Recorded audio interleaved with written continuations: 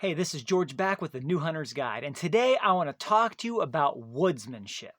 Now, recently I saw a thread online. Someone asked the question about what is woodsmanship, and oh man, the answers that they got borderline from the ridiculous to the spiritual to the meta-existential to the bizarre, the things that people said what woodsmanship was. Basically, people were saying that woodsmanship is this magical special ability that you have to move through the woods like a ghost and have your pleasure with whatever's going on. Some people answered the question by saying, you just can't learn woodsmanship. You either have it or you don't. It's a sixth sense. You develop it and you don't even know you have it till it's there, and that's all there is, that's all you can do. It's just this thing. Basically, what people are saying is woodsmanship is the thing that separates the good hunters from the bad ones, and mostly from the person answering the question, what makes them better than the people asking the question. That's pretty much the way that the thread was going, and I thought, you know what, that's ridiculous. That is all rubbish. Woodsmanship is something it's a real thing. It's true. It's a thing. It's something, though, that you can learn. It's something that every hunter, old and new, can develop in. And it's something everyone should be always developing in. But it's also something that's understandable, and it's not super complicated. Anybody can get this. Anyone can break this down into something that's practical. And I gave them an answer that's my answer to what woodsmanship is. I've never heard anyone else say this. So my answer, my definition of what woodsmanship is, and then I'm going to tell you ways that you can grow and develop in it. So woodsmanship is the ability to read the terrain, game sign, animal behavior, and weather conditions to move skillfully and put yourself in the most advantageous situations. That's what it is. That is the definition of woodsmanship. The ability to read the terrain, game sign, animal behavior, and weather conditions to maneuver through the woods skillfully and put yourself in the most advantageous situations. You might have developed a sense of woodsmanship for deer hunting, but you might not have much of any when it comes to turkey hunting or duck hunting or pheasant hunting or whatever the case may be. There's some things that overlap, but there's a lot of things that are specific to what you're doing. So let me break down a few ways that you can grow and develop in woodsmanship. Number one, study. You can learn woodsmanship. You can learn it by what you read, what you hear, what you watch, what other people say. Even just by thinking about things, you can develop the informational side of woodsmanship, just like you learn anything else.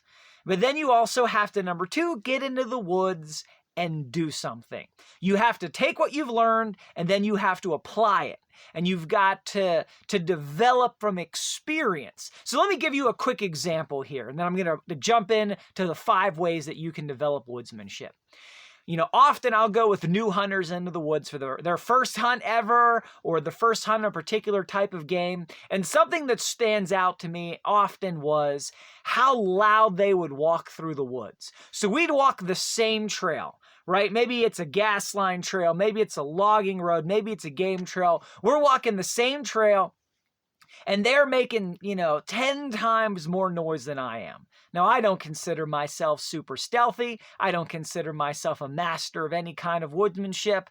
But every footstep, it's like they would find every dry leaf, every loose stone, everything. And what I noticed was they're not looking down, they're looking forward. They're not watching their feet, they're watching ahead further. And we'd walk at the same speed, and they would make drastically more noise. And I would just take that, and I would just learn from this and say, okay, how can I help them? How can I coach them? Because that's one big thing. If you can make less noise covering the same distance at the same speed, that's going to boost your overall hunting ability. That's going to help you maneuver skillfully so that you can put yourself in advantageous situations. So, number one, you've got to learn terrain and how game relate to terrain. People talk about stealth. They talk about being a ghost in the woods. That's not just a matter of you being quiet. That's a matter of you using your terrain so the game doesn't hear you. It's not that you make no noise, it's that you're not heard by the animal because there's a hill in between you. There's a valley in between you. They're close to running water and you're using the sound of that water to muffle whatever lesser sounds you might be making at a distance while you swing around. You're using the lay of the land in order to work in your favor. You're thinking about, okay, what's between me and that animal? You're using trees to your advantage. You're using altitude to your advantage. I can give you a super quick anecdote, and that comes to whenever you're jump hunting ducks. You're trying to hunt ducks who are on the water. You're walking along the stream. What I've found is that if I'm walking at water level next to the stream, my chance on getting close to a duck is right around 0%.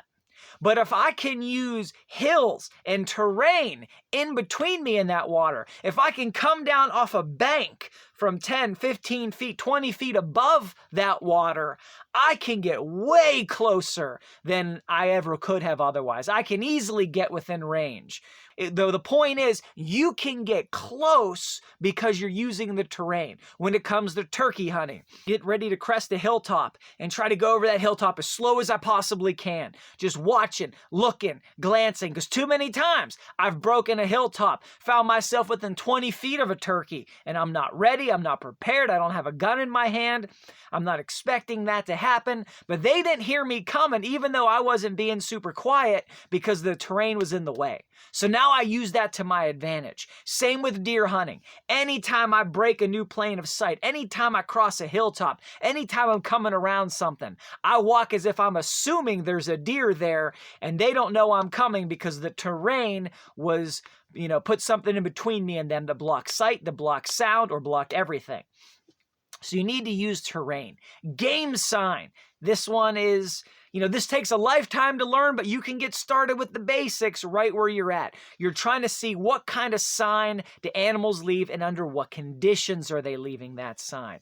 You're looking for tracks. You're looking for droppings. You're looking for whatever kind of sign that particular animal leaves. Deers leave rubs. They leave scrapes. You can even see based on chew marks on things they've been eating, so forth and so on. Every animal has its own unique sign. You're looking for that, trying to understand how are deer using this area? How are turkeys, how are ducks using this zone? That leads to number 3, animal behavior. You're trying to figure out how do those animals live? You can learn a lot of this from study. Okay, you read books about animals, you watch videos about animals, you spend time in the woods, of course, but you can learn how do animals live, how do they operate, when do they come, when do they go, what are their habits, morning, evening, and, even at nighttime. And then reading the sign, you tie that behavior to that location. Behavior, location. And you learn, okay, how are those animals behaving in general? And then how are they using this location? And you can understand the way those animals operate and what they're doing and what they might do next, which is the big thing you're trying to get to, what they might do next, and then cut them off at the pass. Weather conditions. That ranges both from what kind of weather prompts animals to do different things. Deer move more when it's cold. Turkeys tend to gobble more when the weather's fair, but sometimes also when you've got storms approaching. There's all different things. Ducks tend to fly more and move more throughout the day when it's windy. You're looking at weather conditions and how those conditions affect the game that you're hunting, but you're also using the weather to your advantage. Weather can help you be stealthy. Weather can help you get around things. A high wind day means it's a day that noise is not going to carry as far. It can be harder to hear a turkey at a distance when the wind's up, but you can also be sure it's harder for a deer to hear you walking. So you're using terrain, you're using weather, you're using sign, you're using behavior, you're putting all of these things together to make decisions. How can I move? Where can I move? How can I get from this place to that place without being seen? Where can I hide without animals looking for me or noticing me? You're understanding that, deer when they're eating are much more aware than when they're traveling from one area to another. So your ability to ambush them on a travel route is much better than it is to ambush them at a food plot much of the time. So you're trying to work all these different things together in your mind. in order to have the most stealth, but also number 5, in order to have the best strategy. You can't just get strategy out of a book. Strategy comes together in the woods based on the terrain, based on the sign, based on the behavior, based on the conditions, and then based on the stealth.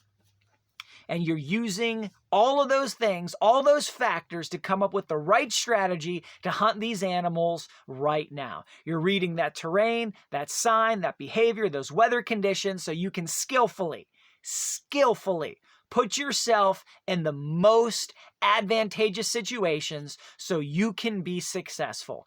Everybody can do this. Every hunter needs to do this. And the more you develop in it, the better you'll be. You'll do things that other people would call a gamble, and you'll start to see success here and there. A little more, you'll improve in areas. You'll do things other people can't seem to be able to do and get away with. You'll be able to move the places other people can't move because they're going to spook the game. But you know how to move, not just because you're quiet. Sure, you know how to have softer footfalls. Sure, you know how to watch where you're going. That helps, but it's because you're using the terrain to your advantage. You're using behavior to your advantage. You're using weather to your advantage. You're waiting until that wind blows to make your move through that open area so that the grass is waving behind you and you're not the only thing moving. You're waiting to use these factors in order to help you have an advantage over the animal. It all comes together with strategy, and that's what woodsmanship is. It's your ability to use the woods, to use the knowledge of the animals, and to use every other factor you can discern to strategically put yourself in the situations where you have the best chance for success. If this is helpful, I want to ask you, please hit that thumbs up button, subscribe, leave a comment below. Let me know what you're thinking. Let me know what you think about woodsmanship. I'd love to hear from you guys. Till next time, God bless you, and go get them in the woods.